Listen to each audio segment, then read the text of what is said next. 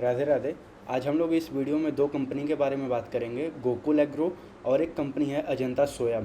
आज हम इन दोनों के बारे में देखेंगे कि ये दोनों कंपनी क्या वर्क करती हैं, इनका क्या Q1 FY26 का नंबर आया हुआ था, और हम लोग ये भी समझेंगे कि क्या इनका फर्दर FY26 के लिए ग्रोथ वगैरह रह सकता है। और हम लोग ये भी देखेंगे कि क्या इनके जो जहाँ पे ये लोग ऑपरेट करते हैं वहाँ पे कुछ जो यूएस ने टैरिफ वगैरह लगा रखा है उसका कुछ इम्पैक्ट वगैरह इनको होगा या फिर नहीं होगा। तो चलिए इस वीडियो को स्टार्ट करते हैं। इस वीडियो को स्टार्ट करने से पहले मैं आप लोग को छोटी सी बात बता दूं, ये कोई भी बाई और सेल रिकमेंडेशन नहीं है। प्लीज़ आप लोग अपना रिसर्च वगैरह एक बार खुद कीजिएगा, फिर आप लोग अपना कोई भी डिसीजन वगैरह लीजिएगा। तो चलिए स्टार्ट करते हैं। सबसे पहले हम लोग बात करेंगे गोकुल एग्रो के बारे में। अगर आप लोग गोकुल एग्रो का बिजनेस देखोगे तो इनका मेन बिजनेस एडिबल ऑयल और एक नॉन एडिबल ऑयल, ये दो दो जगह पे ज़्यादा वर्क करते हैं।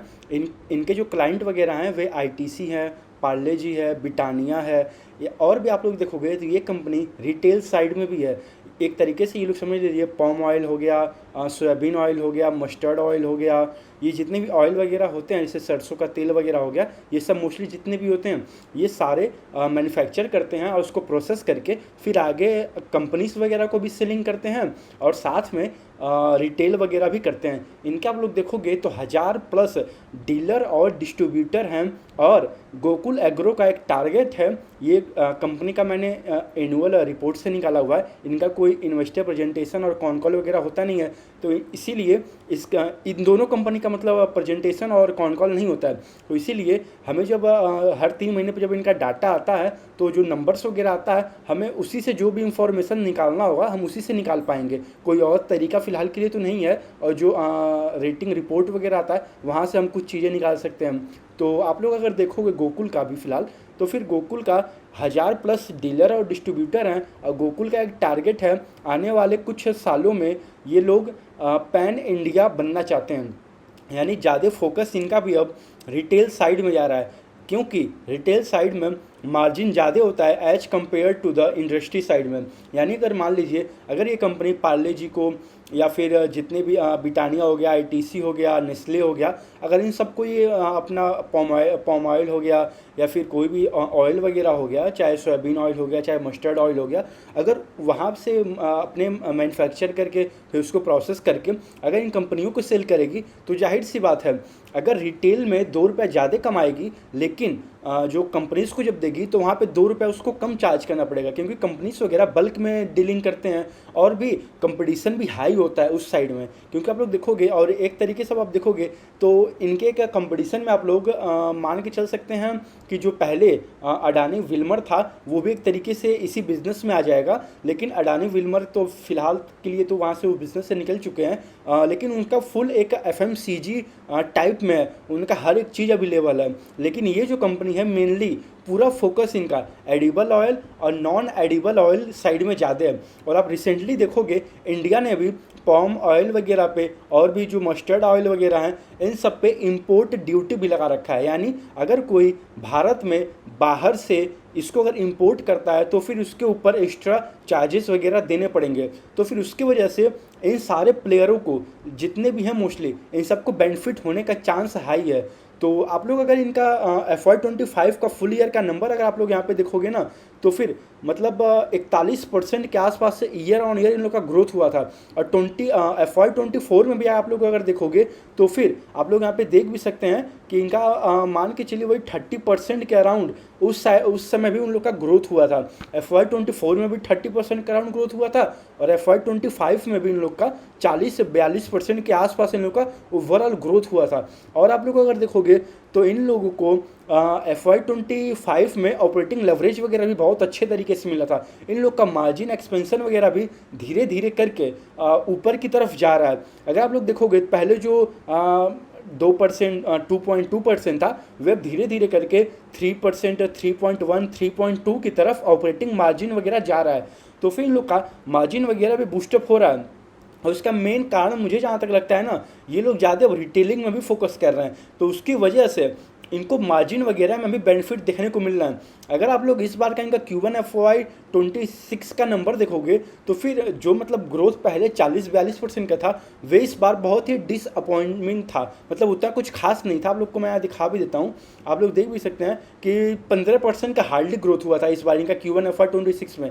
लेकिन मान के चलिए अभी तो फिलहाल कंपनी कुछ क्वार्टरों से ग्रो कर रही थी, ये आई थिंक कई क्वार्टरों के बाद पहला एक क्वार्टर है। आप लोग देखोगे यहाँ पे लगातार 2 क्वार्टर 40% का राउंड ग्रोथ किया था। इस बार इन्होंने 15% के आसपास ग्रोथ किया था। अब हमें आगे वही ट्रैक करना पड़ेगा कि क्या ये 15% न्यू नॉर्मल हो गया है या फिर ये वन टाइम था, यानी कि क्या ये कंपनी अगेन 35%, 40% से क्या दोबारा ये अब ग्रो कर पाएगी। अगर हाँ तो फिर जाहिर सी बात है मार्केट में इसके पीछे डिमांड आएगा। लेकिन अगर ये मान लीजिएगा 14-15% से ग्रो करती है, क्योंकि जो भी इन्वेस्टर वगैरह होते हैं मोस्टली जितने भी मान के चलिए अगर 40% देख के इस कंपनी में एंट्री लिया होगा, तो फिर अगर वो 14-15% का फिर अगर देखेगा और उसको लगेगा अभी आने वाले समय में भी कि 14-15% ही ग्रोथ रहने वाला है, तो फिर जाहिर सी बात है वे वहाँ से निकल के किसी और कंपनी को सर्च करेगा, फिर वहाँ पे वो एंट्री लेगा।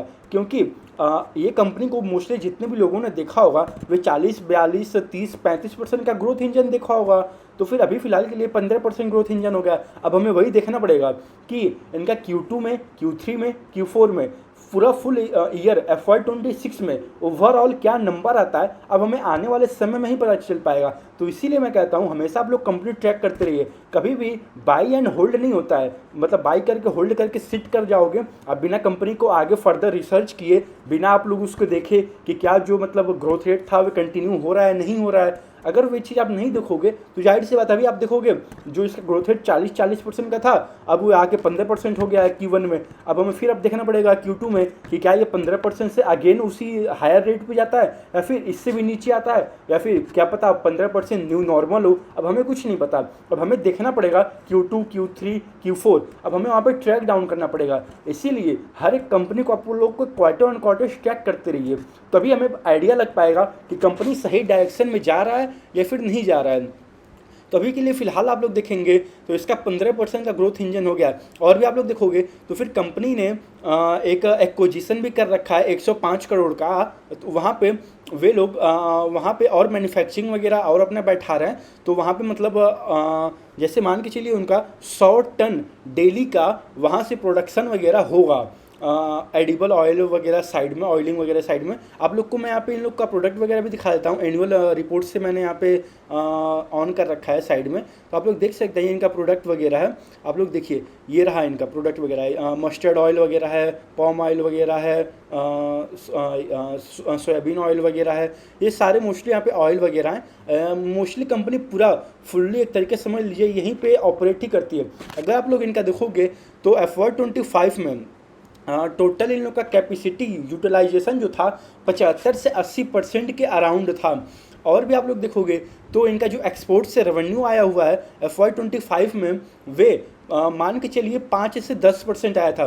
ये हमें एग्जैक्ट फिगर कहीं नहीं मिल पाया, मैंने इसको इनके क्रेडिट रिपोर्ट से निकाला हुआ है, जहाँ पे वहाँ पे मेंशन है कि इन लोग का एक्सपोर्ट वगैरह FY25 में 5 से 10% हुआ था और इन लोग का कैपेसिटी यूटिलाइजेशन 75 से 80% हुआ था। और भी आप लोग अगर इसका देखोगे कंपनी का तो फिर कंपनी का जो मेनली FY24 में पॉम ऑयल से 50% प्लस यानी 53% या 55% के आसपास बस पॉम ऑयल से ओवरऑल रेवेन्यू आता था। लेकिन अब जो मतलब FY25 में जो हुआ था उसको उन्होंने घटा के 40% कर दिया, यानी एक तरीके से समझ लीजिए जो रिस्क इन लोग का ज़्यादा था, क्योंकि कोई भी आप एक प्रोडक्ट के साथ अगर आपके पूरे बास्केट में अगर वो 50% प्लस होता है तो फिर वहाँ पे रिस्क वगैरह हाई होता है, जाहिर सी बात है, क्योंकि वहाँ पे कब और कंपटीशन बढ़ जाएगा। एक तो इस साइड पॉम ऑयल साइड में कंपटीशन बहुत ही हाई है ऑलरेडी, तो इसीलिए आप लोग देखोगे एक ये मुझे थोड़ा पॉजिटिव ट्रिगर लगता है कंपनी के लिए, क्योंकि उन्होंने 53% से घटा के पॉम ऑयल बिजनेस को अपने जो इनके FY24 में था 53% पूरा ओवरऑल रेवेन्यू में उसको इन्होंने 40% कर दिया। और आने वाले समय में भी हमें देखना पड़ेगा कि क्या इसको ये और नीचे कर पाते हैं या फिर नहीं कर पाते हैं। और भी आप लोग देखोगे तो इनके जो टॉप 5 क्लाइंट हैं वे ओवरऑल रेवेन्यू में 20 से 25% कंट्रीब्यूट करते हैं। यहाँ पे भी मुझे थोड़ा सा निगेटिव पॉइंट लगता है। क्यों? क्योंकि आपके 5 क्लाइंट हैं जो कि 20 से 25% कंट्रीब्यूट कर रहे हैं। अब हमें वही आगे देखना पड़ेगा कि क्या ये इस चीज़ को और नीचे ला पाएंगे, यानी कि क्या आप उसको 10 क्लाइंट पे ला पाओगे कि वे बस 20% पूरा ओवरऑल रेवेन्यू का है। क्योंकि अगर आपके मान लीजिए 5 क्लाइंट है टोटल, मतलब एक एग्जांपल के लिए मैं बात कर रहा हूँ, मान लीजिए आपके अगर 10 क्लाइंट है, उसमें से 5 क्लाइंट अगर मान लीजिए आपके 20, 25, 30% तक का रेवेन्यू देते हैं ओवरऑल, तो फिर वहाँ पे थोड़ा रिस्क ज़्यादा बढ़ जाता है। इसीलिए कंपनी को मतलब मुझे यहाँ तक लगता है ये लोग भी ट्राई कर रहे होंगे। अब इनका कॉन कॉल वगैरह होता नहीं कि वहाँ पे पूछ पाएँ, तो हमें जाहिर सी बात है नंबर्स वगैरह जब इन लोग के क्वार्टरली और हाफ ईयरली ईयरली जब आएंगे तभी हम लोग वहाँ पे देख पाएंगे कि क्या नंबर्स वगैरह हैं। तो फिर इनके जो टॉप 5 क्लाइंट हैं 20 से 25% रेवेन्यू ओवरऑल दे रहे हैं, तो मुझे वही थोड़ा सा इनका रिस्क लगता है। हमें आगे चल के वहाँ पे टैकल डाउन करना पड़ेगा, देखना पड़ेगा कि क्या ये कंपनी इस चीज़ को और नीचे ला पाएगी। क्या उनके टॉप 5 क्लाइंट बस रेवेन्यू के 5% 10% पे आ पाएंगे या नहीं आ पाएंगे। हमें ये सारी चीज़ें आने वाले फ्यूचर में ही पता चल पाएंगे। मुझे जहाँ तक लगता है ये आसानी से कर लेगी, क्योंकि आप लोग देखोगे एनुअल रिपोर्ट में भी कंपनी बता रखी है कि ये लोग रिटेल साइड में अब ज़्यादा फोकस कर रहे हैं। तो जाहिर सी बात है अगर इनका रिटेल का रेवेन्यू वगैरह ज़्यादा इंक्रीज हुआ तो फिर जितने भी कंपनीज़ को ये लोग वैसे इंडस्ट्री में बल्क वगैरह में सेलिंग करते हैं, तो फिर वे ऑटोमेटिकली नीचे आने लगेगा। तो फिर वहाँ पे हो सकता है उस समय इनको बेनिफिट मिले, लेकिन वही है हमें देखना पड़ेगा। लेकिन आप लोग देखोगे कंपनी का, तो फिर इस बार इन लोग का ऑपरेटिंग लेवरेज इस बार मिला था। भले इन लोग का ग्रोथ मतलब Q1 में सेल्स ग्रोथ 15% का ही था, लेकिन आप लोग देखोगे जो नेट प्रॉफिट था जो लास्ट Q1 FY25 में 53 करोड़ का था, इस बार इन लोग का 72 करोड़ का हो गया है Q1 FY26 में। तो फिर ऑपरेटिंग लेवरेज अब धीरे धीरे इन लोग को मिल रहा है और मार्जिन वगैरह ऊपर जा रहे हैं। लेकिन अगर आप लोग के सेल्स ग्रोथ जो 40% था, जो 30% 40% था, अगर वे आप उस तरीके से अगर आप लोग फर्दर नहीं ग्रो कर पाते हो, अगर ये 15% न्यू नॉर्मल होता है आने वाले समय में भी, तो फिर ये ऑपरेटिंग लेवरेज आपको कितना भी मिलेगा। लेकिन अगर वे ग्रोथ रेट जो मतलब इन्वेस्टर मान के चलता है, जो देखा रहता है, अगर वे नहीं होता है तो फिर जाहिर सी बात है वे किसी और जगह जाएगा, वे कहीं और अपना रिसर्च मारेगा, वे कहीं और अपना पोजीशन बिल्ड ऑन करेगा। तो आप लोग कंपनी ट्रैक करते रहिएगा। नो डाउट कंपनी बहुत ही अच्छी है गोकुल एग्रो। और हम लोग अब बात करते हैं अजंता सोया का। अगर आप लोग इनका देखोगे तो इनका भी हाल मतलब इस बार Q1 में थोड़ा बहुत ही ख़राब था। 15% का इनका भी हार्डली ग्रोथ हुआ है। और आप लोग देखोगे तो इनको ऑपरेटिंग डी लेवरेज मिला है। इनका भी 15% का है, ईयर ऑन ईयर ग्रोथ है सेल्स में। लेकिन आप लोग अगर कंपेयर करोगे गोकुल से, तो गोकुल को ऑपरेटिंग लेवरेज मिला है, भले उन लोग का 15% था, लेकिन उनका मार्जिन थोड़ा एक्सपेंड हुआ है। और मार्जिन एक्सपेंड होने के साथ साथ उनका क्या नाम है नेट प्रॉफिट वगैरह भी ऊपर गया है। लेकिन इस कंपनी का 15% का ग्रोथ है सेल्स का, लेकिन आप लोग देखोगे तो फिर इनका जो ऑपरेटिंग प्रॉफिट मार्जिन है वे बहुत ही तेज़ी से नीचे आ गया। तो और इसी की वजह से इनका नेट प्रॉफिट भी आप लोग देखोगे तो फिर जो मतलब लास्ट Q1 FY25 में 4.5 करोड़ के आसपास था, वे इस बार आके 2 करोड़ से नीचे हो गया। तो फिर वहाँ पे देखोगे आप लोग इनका प्रॉफिट बहुत ही तेज़ी से डाउन हो गया। और भी आप लोग अगर देखोगे इनका FY25 में अगर आप लोग इसका ग्रोथ देखोगे कंपनी का, तो फिर इनका ईयर ऑन ईयर 30% का ग्रोथ था। और भी आप लोग देखोगे तो फिर उस समय इन लोग का जो FY24 में 4 करोड़ का नेट प्रॉफिट था, FY25 में ये 27 करोड़ का हो गया। यानी उस समय 30% का ग्रोथ भी आया, इनको ऑपरेटिंग लेवरेज भी मिला FY25 में, उसके वजह से इनका नेट प्रॉफिट भी बढ़ा और उसकी वजह से इनके EPS में भी ग्रोथ देखने को मिला। लेकिन अभी फिलहाल के लिए Q1 में इसका पूरा अपोजिट हो गया। जो इनको ऑपरेटिंग लेवरेज मिल रहा था वे एकदम डाउन हो गया। इसी की वजह से इनका ना EPS ग्रो हुआ, ना नेट प्रॉफिट ग्रो हुआ, ना ही इनका ऑपरेटिंग मार्जिन अच्छा आ पाया। तो वही है, कंपनी ट्रैक करते रहिएगा। दोनों कंपनी नो डाउट अच्छी हैं। पास्ट में तो इन्होंने ग्रो किया था। पास्ट में कहने का मतलब है FY25 में एक कंपनी 42% के आसपास ग्रो किया था और एक कंपनी 30%। अब आप देखोगे दोनों कंपनी 15% से ग्रो कर रहा है। एक को ऑपरेटिंग लेवरेज मिला है, एक को ऑपरेटिंग लेवरेज नहीं मिल पाया। तो अब हमें आगे देखना पड़ेगा कि क्या इनका ग्रोथ रेट आता है। अगर ये लोग हायर रेट से ग्रो कर पाते हैं तो फिर जाहिर सी बात है डील बनेगा। अगर इनका ग्रोथ रेट और घटता जाता है तो फिर जाहिर सी बात है कोई मतलब उतना वैल्यू नहीं देख पाएगा इन सारी कंपनियों में, लेकिन वही है हमें कंपनी ट्रैक करना पड़ेगा, हमें हर एक क्वार्टर ऑन क्वार्टर नंबर देखना पड़ेगा। बिना हम लोग ट्रैक किए, बिना हम लोग मतलब कंपनी को पढ़े हम लोग कुछ भी मतलब डिसीजन वगैरह नहीं ले पाएंगे। अभी फ़िलहाल के लिए Q1 के एंड में दोनों कंपनी में फ़िलहाल के लिए तो कोई अच्छा ऐसा कुछ खास तो भी फ़िलहाल के लिए नहीं लग रहा है। अब हमें Q2 देखना पड़ेगा कि क्या ये लोग अपने ग्रोथ को जो पहले था पास्ट वाला ग्रोथ, क्या उसको अचीव कर पाते हैं या नहीं कर पाते हैं। तो चलिए इस वीडियो को यहीं तक रखते हैं। ये कोई भी बाई और सेल रिकमेंडेशन नहीं था, प्लीज़ आप लोग अपना रिसर्च खुद कीजिएगा, फिर आप लोग अपना कोई भी डिसीजन वगैरह लीजिएगा।